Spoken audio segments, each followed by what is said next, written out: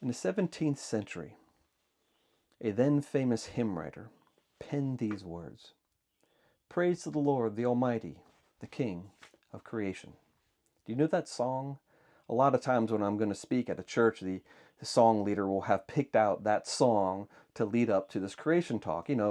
Praise to the Lord, the Almighty, the King of creation. And it goes, bum, bum, bum, bum, bum, bum, bum, bum, bum, bum, bum, bum. So I hear that song often. But the hymn writer was Joachim Neander, a beloved pastor in near Dusseldorf, Germany, several hundred years ago. In fact, he was such a popular person, they named the valley after him. Now, valley in German, of course, is tall. His name was Joachim Neander, so Neanderthal is Joachim Neander's valley. Oh, and then in 1856, a couple hundred years after this famous pastor lived, they discovered Neanderthal man in Joachim Neander's valley. Now, interestingly, Neander.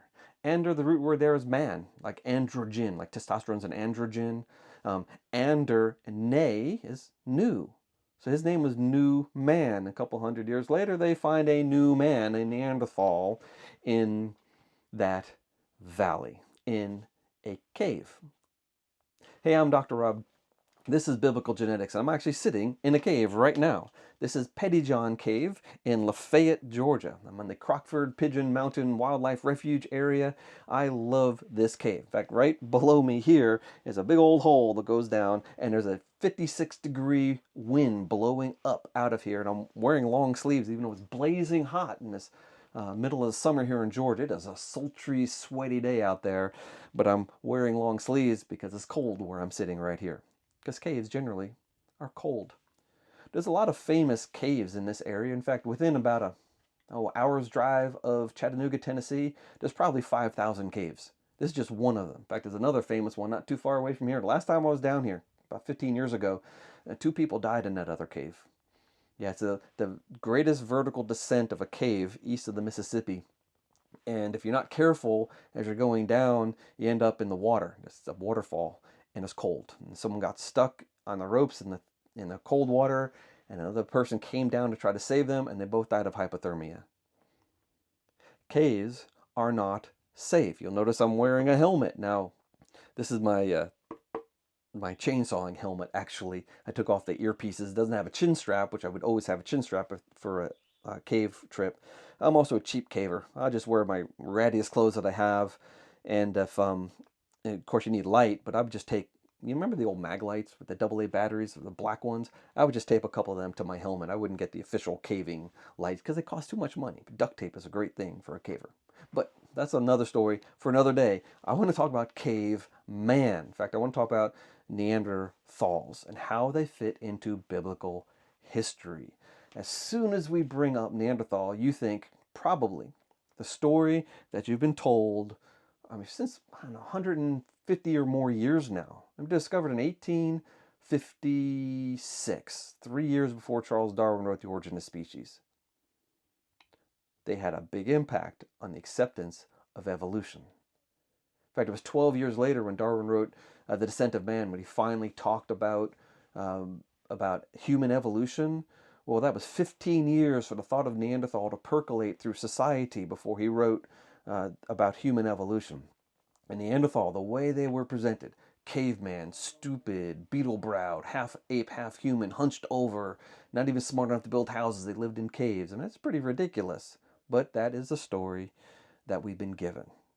And that's a story that the world then was mostly accepting, except Rudolf Virchow, someone we featured on creation.com several times. He complained about the way the first Neanderthal skeleton was assembled by Marceline Boole.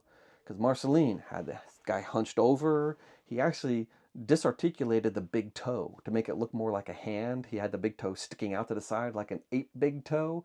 That is not the way it was supposed to be. And Virchow said that. Now, people were listening to him, but most people ignored him, even though he was a great scientist. He was a guy, he contributed to what we call the biogenic law, the thought that life only comes from life. Yeah, that was Rudolf Virchow and a couple other people. So he's a really important person, but they kind of pushed him to the side because evolution was becoming more and more popular. But we've had 170 years now of the thought of Neanderthals, but the story has changed a lot because of advances in archaeology and advances in genetics. We now know, I love that phrase, we now know. You know what that means when a scientist says we now know? It means we were wrong yesterday. But we now know that we were wrong yesterday. Neanderthals are not the people that we have been taught for a long, long time. But who are they? How do they fit into the biblical picture? I mean, where do we place them in relation to Adam and Eve, Noah's flood, and things like that? Well, I'm going to place them as descendants of Adam and Eve, as descendants of Noah in the post-flood world. That's the basic idea. Now, how to get them there, that's a challenge, but the basic idea is that they are descendants of Adam and Eve because there are no people outside the garden. There are no other people. Everyone on earth has descended from Adam and Eve, and Adam and Eve alone. When Cain killed Abel and he went out and he's worried about people are going to find him and they're going to kill him, he's not talking about other, Homo erectuses or, non-Adam and Eve descendants. No, descendants of Adam and Eve, because there's a long time between creation and this murder. It's up to 130 years. So Cain and Abel could have already been great-great-grandparents. There could have been a lot of people on earth at the time.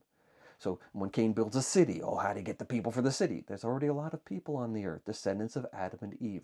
No people outside the garden. But it's more than that. They're also, Neanderthals that is, they're also descendants of Noah because they're in caves. At least some of their remains are found in caves. We find their remains outside of caves also, just caves gives us a nice preservation environment. They didn't only live in caves. It's just we find their remains in caves because that's a place where things can be preserved better than out in the woods. But caves, a lot of them made of limestone that was dissolved by water, limestone with fossils and things that was laid down during the flood. And it's not just that, and some people say, maybe they were washed into the caves. No, they weren't just washed into the caves because we find them buried, sometimes with ornaments, sometimes with a head arranged toward the sunrise. We also find their remains outside of caves. I mean, there's some places on some islands in the Mediterranean where Neanderthals had to build boats and sail to because they were never connected. Those islands not connected to the mainland. You can't even see them from the mainland. And yet we see Neanderthal remains there because they were smart. Now, if you just hunt and pick through the archaeological literature, I know they argue like cats and dogs, and I'm going to do some cherry picking here. But you can find archaeologists that will say Neanderthals painted in caves, made musical instruments, had the controlled use of fire. They did ceremonial burials. They would dive down 30 feet or more, harvest clams, and have a clam bake on the side of the shore with clams that only live in deep water. And these are smart, industrious people. They had symbolic representation. I'm sure they had some spiritual understandings, especially if they're descended from Adam and Eve, especially if they're descended from Noah. Now I got a group coming down, so I'm going to take a pause right here. All right, I'm back. It took about 10 minutes for this small group to get past me. They're not wearing helmets. I know they're going to bonk their heads. There's going to be some swearing and probably some tears because, you know what, these rocks are hard and heads are not. But we've got Neanderthals, we've got Denisovans, we've got all this stuff going on, and we've got to be able to explain them in a biblical sense. How do we do that? Well, again, they're Adam and Eve's descendants, they're post-flood. But once you say they're post-flood, we have to explain how do you get such long branches on the family tree? Because the Neanderthals are really long branches compared to modern people. Well, there's multiple ways you can do that. One, higher mutation rates. Inbreeding can lead to higher change rates. Even if the mutation rate is the same, the fixation rate goes up. So you can have faster changes with a similar mutation rate. And we know they had a small population. I mean, from Spain to Siberia, they may have had a few thousand people at most ever. That's a small population. You can have high mutation rates through patriarchal drive, which I've talked about. The age of the patriarchs affects mutation accumulation. You get a lot of mutations really fast under the right conditions, and if you have a really old guy having children, well, he's going to have children with higher branches, longer branches because they have more mutations. But along with Neanderthals, we have another group of people that we only know from their DNA. Little bone fragments, maybe a jaw or two, but we have DNA from them, and they're very different than modern people. They're also very different from Neanderthals. Now, they're slightly more similar to Neanderthals than they are to us, but only slightly. But there's something else that comes into play here. There's a genetic thing called long branch attraction. And that is this. If you had two people who are not related, and they have time for a lot of mutations to accumulate, well, it's pretty likely that the same mutation is going to appear at random in the two different people, in their lineages. And if the mutation has appeared in both lines, well, some evolutionary phylogenetic model building program that draws trees, it doesn't know that. It just says, oh, these people share the same mutation, so it's going to put them on the same branch. And if you have really long branches, it's likely you're going to get multiple mutations at random in the same two lineages, and therefore the branch will come together. And that right there might explain why Neanderthals and Denisovans have a short stub of similarity before they branch off into their independent lines. Long branch attraction. That might also explain why Neanderthals and Denisovans share mutations with some African lineages. Or they descend from Ham. Or those African lineages don't descend from Ham. We just have Shem, Ham, and Japheth in the wrong place in the family tree. That could easily be true. We know that most of the Y chromosomes in Africa come from a group that apparently didn't arise in Africa.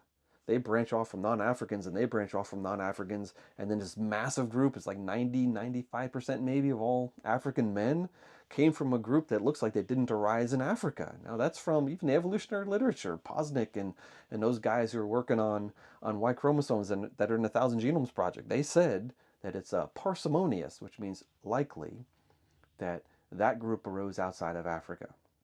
So I'm not even saying it. The evolutionists are saying it. If that's true, and Neanderthals sharing some pieces with some of the more rare African lineages, maybe they do have common ancestry, or maybe those long branches are simply sharing mutations, because mutations might not be random. And the Y chromosome might be approaching mutational saturation. It might be that some mutations are more likely in some environments than others, or in some genetic conditions than others, or in small populations versus large populations, or different foods or something. Who knows? There's all sorts of things that can affect mutation rates. And it might be that the mutation style or rate has changed over time because of history, because we can't assume everything's always been the same. The evolutionists can assume everything's always been the same. I am not going to assume that. Now, if you want more about Neanderthals and why I, and I think everyone at CMI then therefore believes that there are post-flood people, look at my article, Are Neanderthals Pre-Flood? I wrote that back in 2019. If you want more about Denisovans, oh man, Carl Wieland and I wrote an article called Not the Flintstones, the Denisovans in 2011. Not the best title. But Peter Lyne's article more recently, an overview of the Denisovan puzzle, highly recommended. Well, you go way back in time. Mike Ohlrd wrote an article for Creation Magazine, I think, 2003, I think it was. Neanderthal Man, the changing picture. So even 20 years ago, we're talking about how things are changing, and now that we have the genetics, everything is changing. So the archaeology is telling us that they're intelligent, they're inquisitive, and the genetics is telling us that they're human. That's telling us that these are human beings, Homo sapiens, living on this earth after Noah's flood, again, and descendants of Adam and Eve. But if the descendants of Adam and Eve, they're also spiritual people because they're created in the image of God. Let me read you something. This is from Acts chapter 17, verses 26 and 27.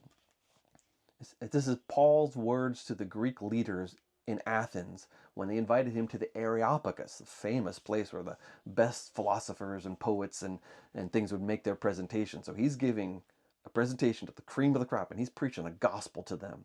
And he says this. He says, He, that is Jesus, made from one man every nation of mankind to live on the face of the earth, having determined allotted periods and the boundaries of their dwelling place. Okay, that's why we don't see Neanderthals anymore. God removed their boundary and their period of their allotment. Let's see, back to the story here.